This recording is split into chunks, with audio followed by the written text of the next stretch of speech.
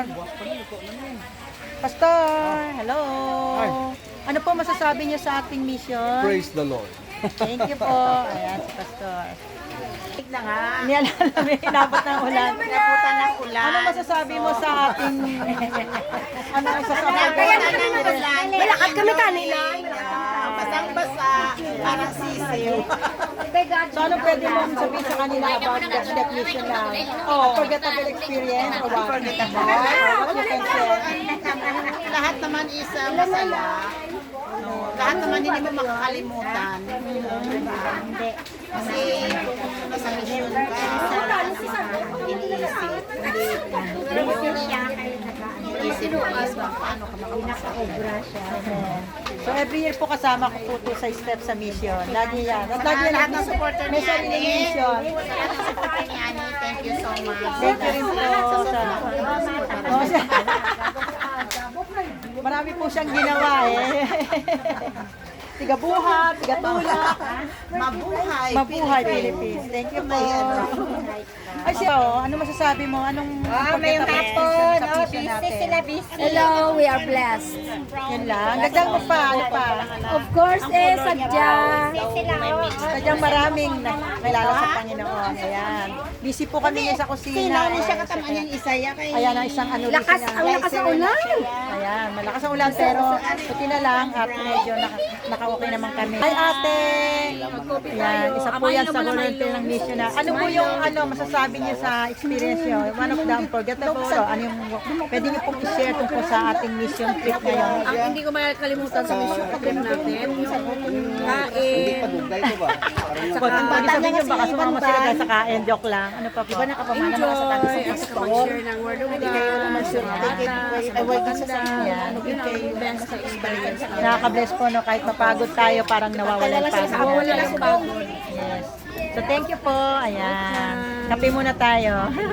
Thank you. Sige na, may clip ano lang. So ano yung unforgettable or something to share? God is good all the time. Amen. Ayan. Okay. Ano yung ano isang unforgettable o ano yung pwede mong i-share sa mission natin? Mission natin. Oo, yung na-bless ka or ano yung naging ano sa'yo ng Panginoon during our mission this time. I mean, dito kami sa Gensan ngayon at natapos na natin yung 3 school, di ba? So, ano yung pwede mong i-share na naging pagpapala sa'yo or something unforgettable experience about this mission? Okay, ang mission na ito is really amazing. Sa kabila ng ulan, hindi magandang panahon, but then God is good. Amen. Sa inyong ginagawa niya at maraming mga bata ang na-bless doon sa mga gifts na binigay ng Kulong Filipino Baptist Church. Maraming salamat. To God be the glory. Amen. At saka marami pong tumanggap sa Panginoon. Yes, Diba? Yan, opo, nakaka-bless. marami po. So, thank you po. Ayan. Ano po yung, ano yung something na, kasi nakatatlong, na tayo ng school. So, ano yung something na you can share na unforgettable or pwede mo sabihin sa kanila na naging pagpapala sa'yo or ano, naka-bless sa'yo, whatever na you want to share about this step mission. Everything is blessed na tayo ay kami ako ay nagamit ng Panginoon in a small way, but will the Lord will be will given glory to the Lord, especially today for our 689 students are receiving Jesus Christ as their Lord and Savior. We are so happy, we are so glad and thankful to the Lord that anong kanyang ginawa sa buhay ng bawat isa.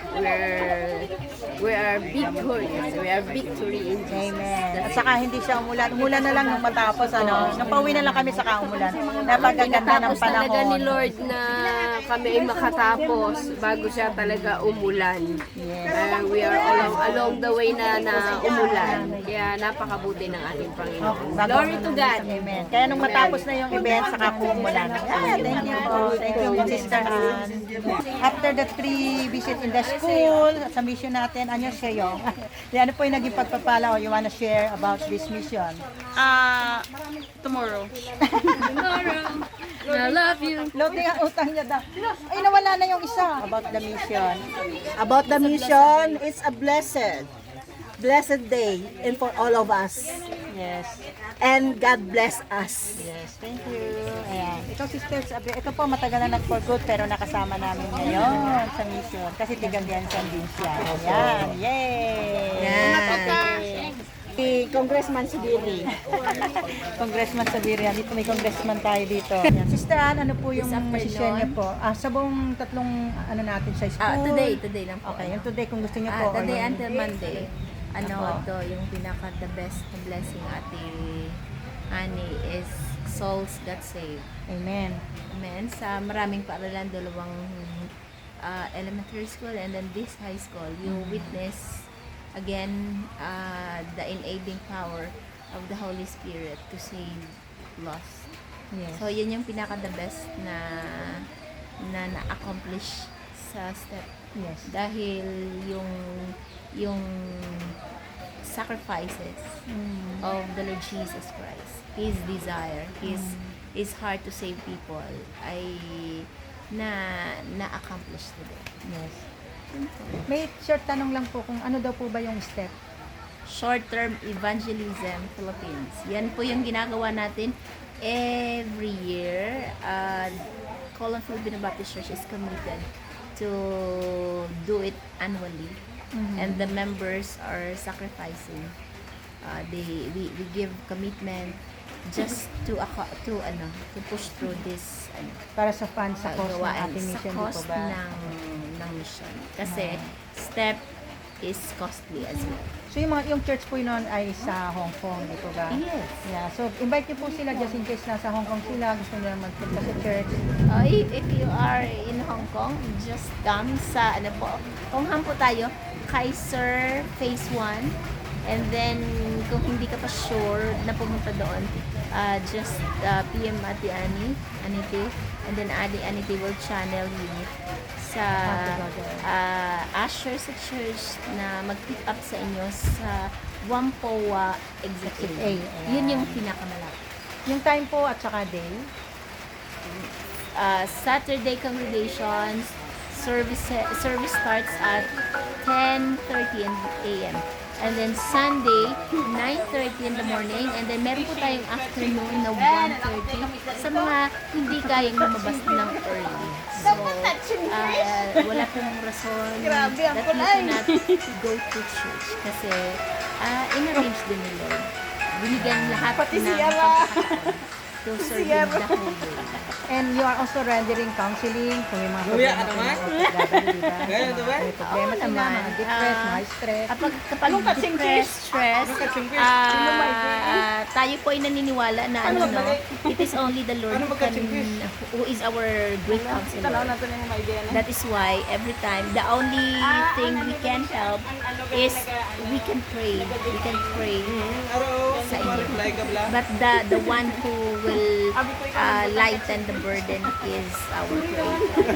So, ano lang tayo, we just let the people draw closer sa Panginoon kasi si Lord ang sagot. We can be a mouthpiece, but we cannot comfort the people. It is the Lord Himself. So, nililid natin yung tao to the Lord. Amen. Sister Ana po ang pastor's wife ng KFBC. At sino daw po yung mga pwedeng mag-join sa step?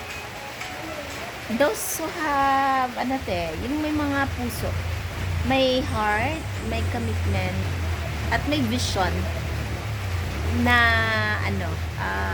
may desire that lost people will come to the saving knowledge of the Lord Jesus Christ. That is number one. At merong faith. Kailangan, hindi pwedeng gumawa tayo ng gawain ng step without faith. Kapag wala kang faith, pupunta ka ng step just because nag-enjoy ka and you're curious. May bago lang galing ka ng birthday to? Curious ka lang. Masaya sila tingnan in FB. Wala gida sa pa-birthday? Itama lang ang puso.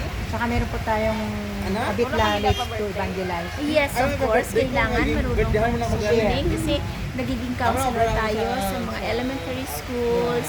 Kapag may evangelism tayo, halimbawa sa isang particular area, we need to boldly tell these people of the saving knowledge of the Lord Jesus. Kailangan marunong mag-swimming. Ayan. So, thank you po. Salamat. Isa pa po, how can they help the step mission? they can since step is costly, if they want to be part of step, kahit wala sila, Hindi sila makasama. they hindi can sila stay. makakasama, they can give finances, ate. That's the practical help they can give, aside from prayer, of course, number one. Kasi meron tayo sa step na there are brethren, since matanda na sila, and hindi they are sila not makasama. available, they sponsor part of the team for them na makakasama sila.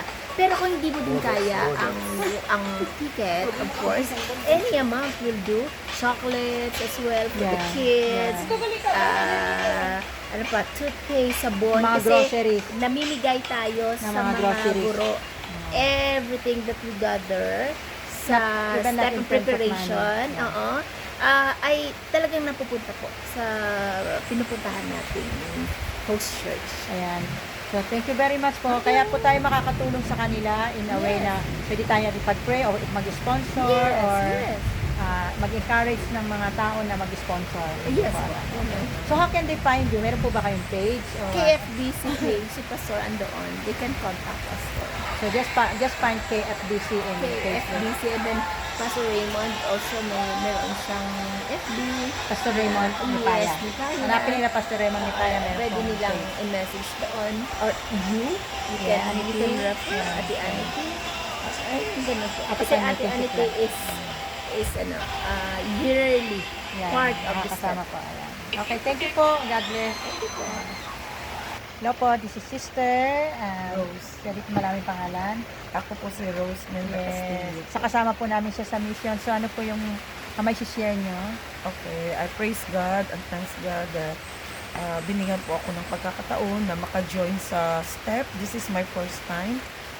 Malaking halaga po dahil ito ay personal na tayo po ay mag-share ng Word of God at maka-soul winning sa mga taong nangailangan kay Jesus.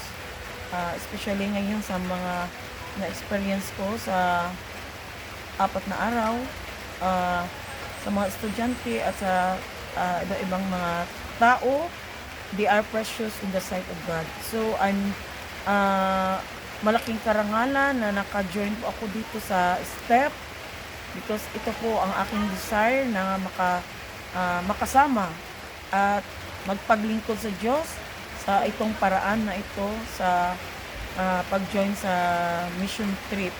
Thanks God for the privileges and provision na binigyan niya at paintulot ng aking employer na maka-join ako ng 10 days. I bring back all the glory to God. Amen. So ano po masasabi mo sa mga nag-join? Kasi mostly are OFW, di ba? Opo. Kaya ano po yung may share mo sa kanila na katulad mo, bilang OFW, instead na in-spend mo yung time mo sa family mo, dito ka nag-join. Actually, nagkakilala ng bawat isa, yung mga ugali, at saka yung spiritual and moral. Maganda kasi makabanding mo ang kasamahan. Na minsan Na- busy pag sa kasi busy na minsan hindi Oo. nagkakabanding hindi to ng mas Nakilala, mas nakakakilala. nakilala. Ayan. At doon mo pala nakilala na ito si Ate Annie, mabait pala. Yung pala na. And very Oo. generous. Thank Alam you. niyo ba yun? Give bless yun ng Panginoon and also her family. And I thank God sa bawat isa na nagkakilala kami. So, maganda ang banding at saka united, one in Christ Amen. and the same faith. At Yeah. saka ano tawag dito? Dalhin at ang karangalan ng Panginoon. Amen. Si Sister ay matagal na sa KFBC. Ilang years ka na doon, Sister? Oh, mag 9 years. 9 years na po siya doon. Kaya ayan, Opo. sa mga nakakilala sa kanya dyan, even Saturday or Sunday group Sunday group.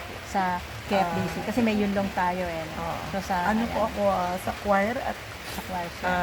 minsan nag-assist po sa Sunday school. So invite yung mga OFW natin. Alin na kayo, mga OFW, join po kayo. Mas maganda na spend nyo ang life nyo sa simbahan. Pag Sunday.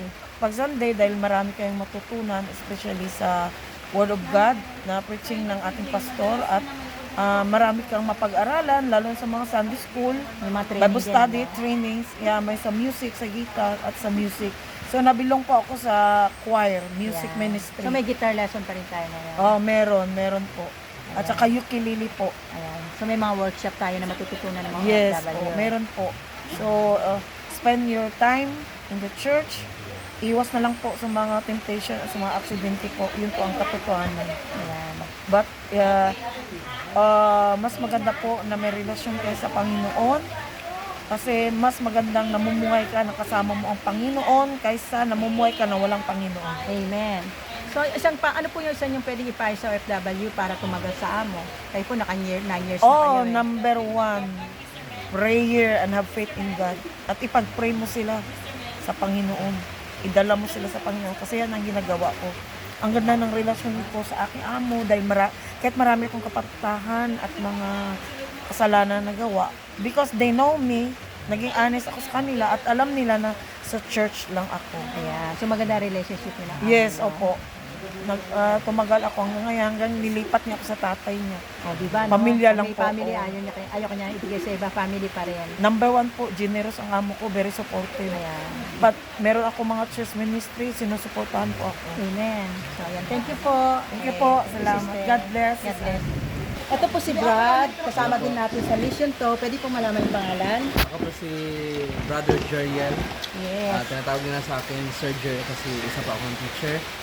At yung masashare ko lang po sa sa pag-join sa ating staff which is Short-Term Evangelism Philippines. Napakalaking blessing po ito sa akin kasi isa pa akong teacher doon sa Negros at wala akong time kasi buong week nagtuturo pagdating ng hapon mag-tutor agad hanggang 9 ng gabi. At yan yung routine ko. Pero sa staff kasi you will have the opportunity to share the gospel and also makapag-soul-winning ka, makapag-share ka ng gospel. Doon mo mag-feel na ang sarap talaga ng feeling pag naglilingkod ka sa Panginoon. At saka malaking blessing to sa akin kasi lahat po tayo ay minsan nagkakaroon tayo ng lukewarm heart which is na napalayo tayo minsan sa Panginoon. Ito yung isa sa mga way na ang heart ko po sa mission at saka sa soul winning is na-revive po yung fire sa aking puso. At yun lang po, maraming salamat po. Thank you. Siya po ay napakasipag. Every year po nakakasama namin yan sa mission trip. Ayan. At siya po ay isa sa aming tigabuhat. Kasi po, siyempre pag sa mga pagbubuhat, kailangan po natin ng lalaki. Kaya nagpapasalamat po kami dahil lagi po namin siya nakakasama sa trip. Bukod sa pagbubuhat, ang galing niya din po magturo sa mga bata. At magaling din po siyang kumanta. Isa po siyang singer. Baka pwede isang sample dyan. Isang sample. hindi na Ay, po. nahiya na siya. Wala na po. Okay lang po. So, thank you po. Ayan. Thank you po. Okay.